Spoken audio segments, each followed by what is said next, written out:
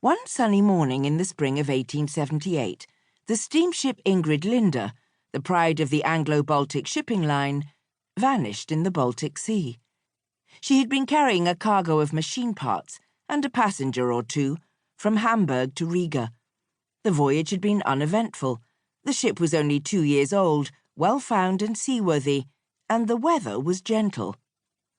A day out from Hamburg, she was sighted by a schooner plying in the opposite direction. They exchanged signals. A bark in the same part of the sea would have seen her 2 hours later if the Ingrid Linde had kept to her course. But the bark saw nothing. She vanished so swiftly and so completely that journalists of the time scented something as delicious as the lost continent of Atlantis, or the Mary Celeste, or the Flying Dutchman.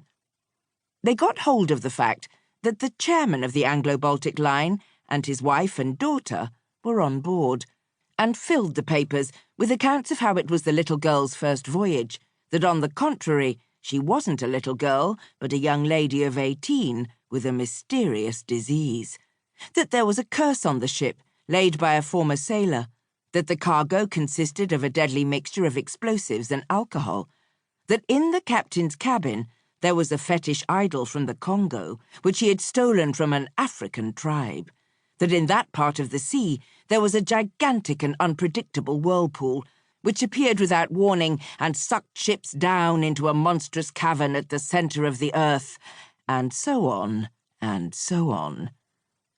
The story became quite famous. It was resurrected occasionally by writers who specialised in books with titles like Strange Horrors of the Deep. But without facts, even the most inventive journalism peters out in the end, and there were no facts at all in this case. Just a ship which had been there 1 minute and vanished the next, and the sunshine, and the empty sea.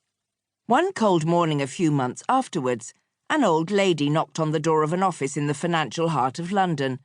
Painted on the door were the words S. Lockhart, Financial Consultant. After a moment, a female voice called out, "Come in," and the old lady entered the room.